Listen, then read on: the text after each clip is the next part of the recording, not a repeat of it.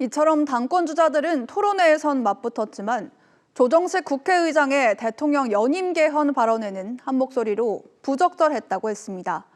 야당이 공세 수위를 높이는 가운데 여권 내에선 조 의장 개인의 실수로 넘기기에는 파장이 너무 크다는 비판이 나오는데 대통령 비서실장까지 나서서 진화에 안간 힘을 쓰고 있습니다. 고희동 기자입니다. 강훈식 청와대 비서실장은 기자들과 만나 이재명 대통령도 현직 대통령 연임 개헌이 불가능하다는 뜻이 확고하다고 강조했습니다.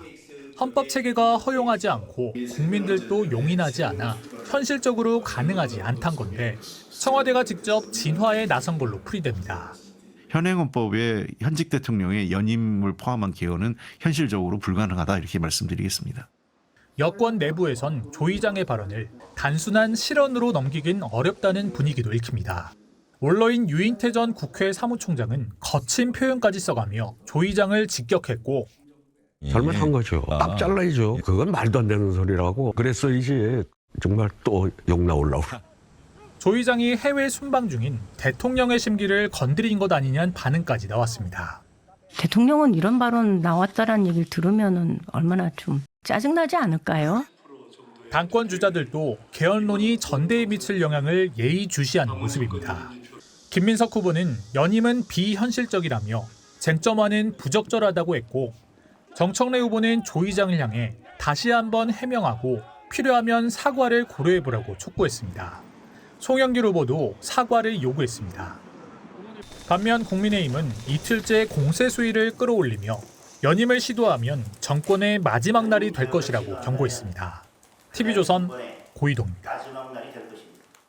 한 주간 가장 뜨거운 정치권 이슈 자세히 짚어보는 시간입니다. 신효섭 TV조선 보도해설고문 함께합니다. 안녕하십니까? 안녕하십니까? 예, 오늘 주제가 이 급한 불은 껐지만 이렇게 나와 있더라고요. 네네. 조정식 국회의장의 기자회견 발언으로 이 대통령 연임 개헌 논란이 핵심 쟁점으로 떠올랐는데 어제 청와대 핵심 관계자들이 이걸 진화하려고 아주 노력을 많이 하던데요. 그렇습니다. 방금 저희 기자들의 리포트에서 들으셨듯이 이제 청와대 정무 기능을 담당하고 있는 투톱이라고 할 수 있죠. 대통령 비서실장, 강훈식 대통령 비서실장, 그다음에 홍익표 정무수석 두 사람이 모두 한 사람은 이제 기자들을 직접 만나고 한 사람은 또 방송에 출연을 해서 이 대통령 연임을 위한 개헌은 현실적으로 불가능하다 이런 부분을 분명히 했는데 특히 이제 강훈식 비서실장 같은 경우는 대통령의 평소의 발언이다. 그러니까 사실상의 대통령이 말을 소개를 한 거죠. 우리나라 헌법 체계가 그 연임 개헌을 허용하지 않고 있고 국민들도 쉽게 용인하지 않을 것이다. 현실적으로 불가능하다. 이게 대통령이 지금도 하고 있는 말이다. 이렇게 간접적으로 대통령의 뜻을 밝혔습니다. 그리고 성경 홍보소통수석은 이제 오후에 방송에 나와서 역시 이 헌법상 지금은 불가능한 것이다 이런 뜻을 분명히 했고요. 그 다음에 이제 당사자라고 할 수 있죠. 조정식 국회의장이 이제 그제 밤에 그 페북에다가 글을 올려서 자신의 향후 이루어질 개헌 논의에 현직 대통령의 연임은 그 대상이 아니다 이렇게 또 분명히 밝히면서 급히 진화에 나서는 모습입니다. 어쨌든 청와대가 나서서 직접 이렇게 부인을 했기 때문에 급한 불은 꺼졌다 이렇게 볼 수 있겠습니다. 네. 자, 언급하신 대로 이 청와대 정무 업무의 투톱이 논란이 불거진 지 어떻게 보면 하루 만에 그렇습니다. 동시에 나서서 이 연임 개헌 가능성을 차단하고 이렇게 나선 거 네. 굉장히 이례적이고 발빠른 대응이다 이렇게 지금 보이고 있는데 네. 여권의 핵심부에서 이렇게 진화를 빠르게 하려고 했던 이유가 뭡니까? 뭐 그냥 이제 원론적으로 그의 말을 액면 그대로 받아들인다면 정말 그 연임 개헌 할 뜻이 없는데 이게 불필요한 지금 논란이 벌어지고 있다 이런 생각 때문에 나섰을 수도 있고요. 네. 그다음에 현실적으로 지금 이재명 대통령이 남미 순방 중이지 않습니까? 그러니까 대통령이 지금 외국에 나가 있는데 국내에서 대통령의 연임 개헌 문제를 가지고 이렇게 시끄럽다? 이거는 사실 청와대 참모들로서는 굉장히 대통령한테 미안한 일이고 그렇기 네. 때문에 급히 서둘러서 이걸 진화에 나설 그런 이유가 되는 것이고요. 그 다음에 이제 조금 더 정치적으로 이걸 해석을 해본다면은 당장 지금 눈앞에 벌어지고 있는 민주당의 당권 경쟁 이 부분과 관련해서 청와대도 이게 혹시라도 이제 어쨌든 간에 대통령의 뜻이 누구한테 있다. 이거는 다 드러나 있지 않습니까? 네. 친명 후보가 이제 김민석 후보고 그다음에 대안이 이제 송영길 후보 같은 경우인데 이 당권 경쟁에서 혹시라도 친명계 후보들한테 불리하게 작용하지 않을까 이 부분을 우려한다 합니다. 이것과 관련 있는 발언은 바로 유시민, 그러니까 지금 현재 그 친노 친문 진영, 이른바 이제 비명 그다음에 반명 진영의 대표적인 스피커로 급부상한 유시민 작가가 지난 5월에 이미 이재명 대통령 측에서 연임을 위한 개헌을 시도할 가능성 이 부분을 지적을 하면서 아주 강하게 비판도 하고 경고도 했었죠. 그렇기 때문에 그 부분이 이렇게 친명의 측근 중에 측근이라고 할 수 있는 조정식 국회의장의 입을 통해서 그 대통령 연임 개헌론에 대한 긍정적인 그다음에 그걸 가능성을 시사하는 듯한 그런 발언이 나오니까 이게 혹시라도 당권 경쟁에서 비명 내지는 그다음에 반명 그런 부분을 그런 어떤 세력에 대해서 뭉치는 그런 효과를 주고 그건 결과적으로 지금 친명과 대립되는 그런 쪽에 서 있는 바로 정청래 후보한테 이 사안이 혹시 유리하게 작용하지 않을까 이 부분을 청와대에서 정모 기능을 담당하는 분들도 충분히 판단을 했고 그래서 급히 나서서 더군다나 진화를 하지 않았나 이런 관측도 가능해 보입니다. 네.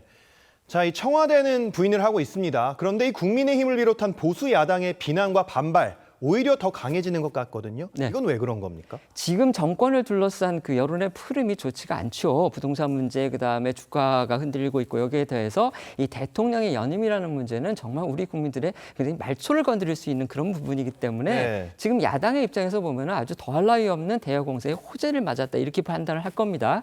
특히 이제 국민의힘의 어쨌든지 간에 대표를 맡고 있는 장동혁 대표 같은 경우는 이 부분이 잘 흔들리고 있는 자신의 리더십을 갖다가 조금 더 바로잡아줄 수 있고 그다음에 확고히 할 수 있는 바로 세울 수 있는 그런 어떤 호재가 될 수 있다 이렇게 판단을 했기 때문에 결국 장동혁 대표 가장 앞장서서 지금 비난에 그다음에 공격의 화살을 날리고 있죠. 그런데 또 이게 전반적으로 본다면은 지금 그 야당 인사들의 입장에서 본다면은요 어떤 부분을 주목하고 있느냐 바로 이재명 대통령의 퇴임 후 안전 문제와 결부시켜서 지금 아주 강하게 비판을 하고 있는데 예를 들면 장동혁 대표는 이 대통령과 친명이 이렇게 연임에 목매는 이유는 명확하다. 범죄를 피할 길이 연임밖에 없기 때문이다. 이렇게 주장을 했습니다. 네. 그다음에 사선의 김태우 의원 같은 경우도 공소 취소 추진에 이어서 대통령 사법 리스크 모면을 위한 또 하나의 헌정 유린 이렇게 주장을 했고요. 그다음에 무소속의 한동훈 의원 같은 경우는 아예 이렇게 얘기를 했습니다. 이재명 대통령이 임기 후에 감옥에 가지 않기 위해서 공소 취소가 플랜 A, 독재명, 그러니까 이재명 대통령의 독재다 이 말이죠. 독재명 연임 개헌이 플랜 B, 그다음에 공소기각, 지금 여당이 국회에서 통과시키려고 주장하고 있는 형사소송법에 이 보안수사권 폐지뿐만이 아니고 법원의 공소기각 문제가 들어가 있는데 바로 이 공소기각이 플랜 C다. 지금 이렇게 야권의 주요 인물들이 대통령의 퇴임 이후 안전 문제와 결부시켜서 지금 이 부분을 공격을 하고 있습니다. 네.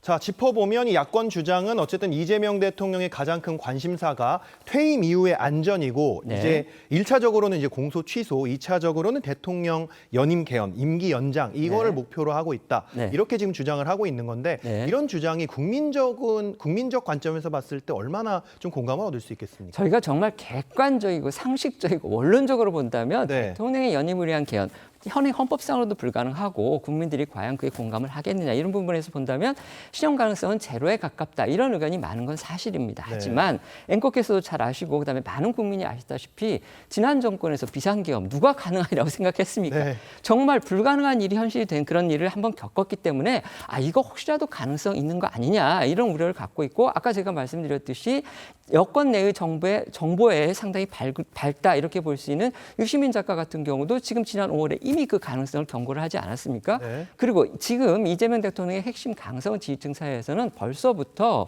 다음 총선에서 200석 그러니까 국회에서의 개헌 의결선을 확보한 다음에 숫자로 밀어붙이면 국회에서 개헌안 얼마든지 통과시킬 수 있고 그다음에 그렇게 되면 국민투표에서 과반 얻는 것도 결코 어렵지 않다. 이런 시나리오를 제기를 하고 있다는 겁니다. 그리고 저희가 지금 잊고 있는 게 하나 있습니다. 개헌안의 발의는 국회도 할 수 있지만 대통령도 할 수 있습니다. 그렇기 때문에 만에 하나 이건 어디까지나 추측이고 시나리오이긴 합니다만 대통령의 지지율이 고공행진을 계속하고 그다음에 다음 총선에서 민주당이 어쨌든 간에 친명 후보들이 다수 당선이 돼서 200석 넘는 또 역시 절대 다수석을 확보를 한다면 정말 과연 이 가능성이 하나도 없겠느냐. 이 부분은 저희가 생각할 여지가 있기 때문에 네. 결국 앞으로 남은 임기 거의 이제 4년 가까이 남았는데 이재명 대통령이 얼마나 자신의 지지율을 유지를 하고 그다음에 다음 총선에서 민주당이 어느 정도의 의석을 얻느냐. 이 결과에 따라서 상황은 우리가 상식적으로 생각하는 것과는 다르게 흘러갈 소지도 분명히 있다. 이런 관측도 나오고 있는 게 지금 현실입니다. 알겠습니다. 자, 앞으로의 상황 한번 지켜보도록 하겠습니다. 신고문님 오늘 잘 들었습니다. 감사합니다. 고맙습니다.